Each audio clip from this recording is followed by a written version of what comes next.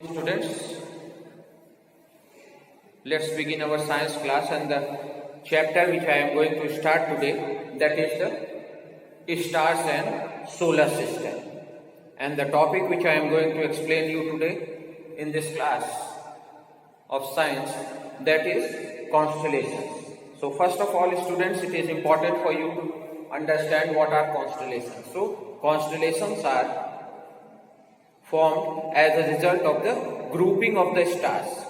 So when groups of stars, they arrange themselves in such a way that they form a recognizable, they give a recognizable shape or pattern of an object. This is what is constellation. So a group of stars which form a recognizable pattern or shape of any object, that is what is called as constellations, and we can see them. Some of the constellations are there which we can see them with our naked eyes, and for other type of constellations we need the one instrument which is called as telescope to observe them in the sky during the night time. Second important thing about the constellation is that all the stars which are involved in the formation of recognizable pattern of any object or shape of any object, they are not at equal distance. The distance between these stars is different or it varies. They are not placed at equal distance from each other. Third important point about the constellation which you should remember, that only those stars which are involved in the formation of the constellations are visible to our naked eyes, which are shining very brightly, and other stars which are not shining very brightly, they are not very prominent, and for observing those stars we need the instrument called telescope. Third important point related with constellation is, that is, up till now 88 constellations are being discovered. 88 constellations have been discovered, or they are known to the astronomers. And out of these 88 known constellations, there are certain types of constellations which we can observe them with our naked eyes, and for observing them telescope is not very much essential. And the name of those types of constellations which we can see with our naked eyes are Ursa Major, Ursa Minor and Orion type of constellations. Besides this, students, you should also know one more point related with the constellations, that how they are named, how the names are given to the various types of constellations. That is, the constellations are named on the mythological characteristics, on the name of the mythological characteristics, peoples, animals and certain other objects. So this is how the name of the constellations are being given. So these are the basic informations related with the constellations. Now I will be explaining you about the various types of constellations which are included in your syllabus. So among that constellation, first one is the Ursa Major type of constellation. And this Ursa Major type of constellation is formed by a group of 7 prominent stars. So how many stars are involved in the formation of the Ursa Major type of constellation? 7 prominent stars, very brightly shining 7 stars are involved in the formation of this Ursa Major type of constellation. And what is the shape which they acquire, these stars are acquiring? They are acquiring the shape of a Great Dipper. Great Dipper means, this is the Greek word Dipper, and in Greek word Dipper means bear, B-E-A-R, bear, means it is the name given on the name of a animal. So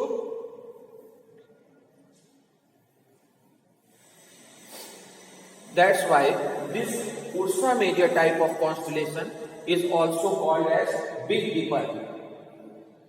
And in general words, you can say that is, these 7 stars which are involved in the formation of the Ursa Major type of constellation, they give the recognizable shape or pattern of an animal, that is bear. And since it is giving shape of a very big size of bear, that's why it is also called as the Great Bear. So Big Dipper, Great Bear, these are the 2 alternative names which are given to the Ursa Major type of constellation, which is formed as a result of the combination of or grouping of 7 brightly shining or prominent stars.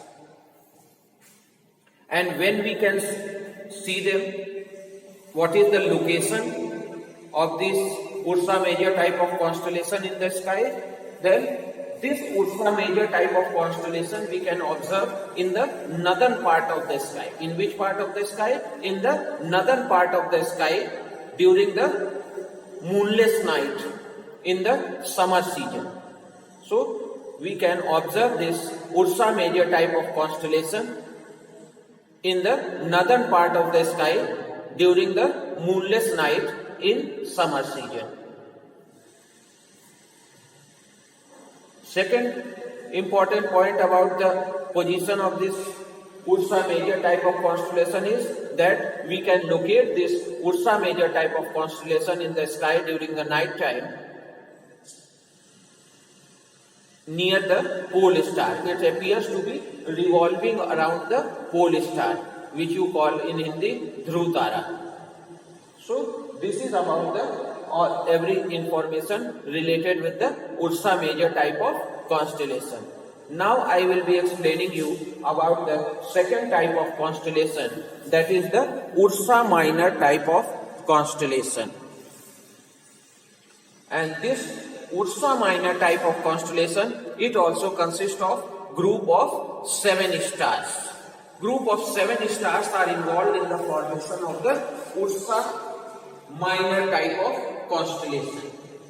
And all these 7 stars, they are arranged in such a recognizable pattern or shape that they give the shape of a small or little bear. That's why this is all Ursa Minor type of constellation is also called as Little Dipper, which means little bear. So what is the recognizable shape of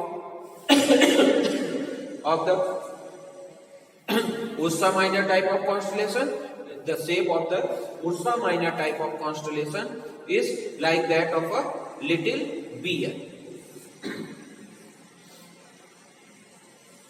What is the point of difference between the Ursa Major and the Ursa Minor? The point of difference between the Ursa Major type of constellation and Ursa Minor type of constellation is that of the distance between the stars. The distance between the stars in the case of Ursa Major is comparatively more. They are placed at more distance away from each other.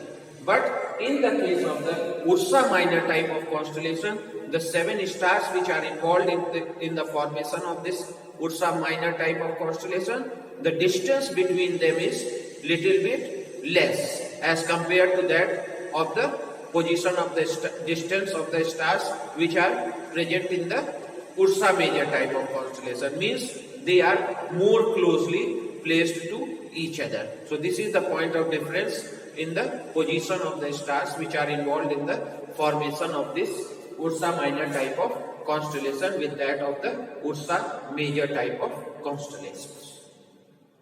Second important point is that these Ursa Minor type of constellations, they are also called by one another name, that is called as the pole star constellation.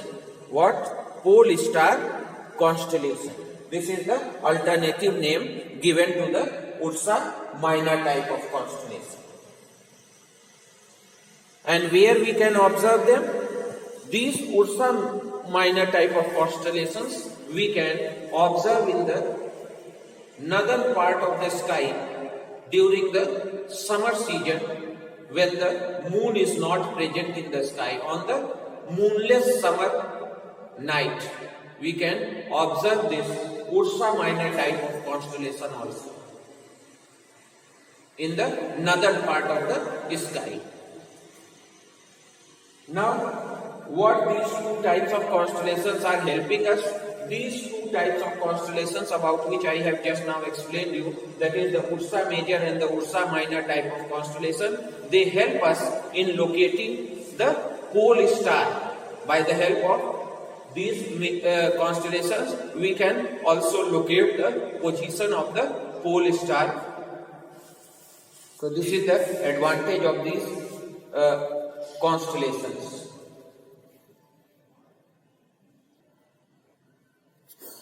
I will be explaining you about the two other types of constellations which are included in your course, that is the Cassiopeia type of constellation. And this Cassiopeia type of constellation, 5 prominent stars are there. Means 5 very brightly shining stars are involved in the formation of the Cassiopeia type of constellation. And what is the shape or the recognizable pattern which they are forming? These 5 stars which are involved in the formation of the Cassiopeia type of constellation, that is, the shape is similar to that of the 2 English alphabets, that is W or M. So the shape of the Cassiopeia type of constellation, which is formed as a result of the combination of or grouping of the 5 very brightly or prominent stars, they acquire the shape of a 2 English alphabets, that is W and letter M.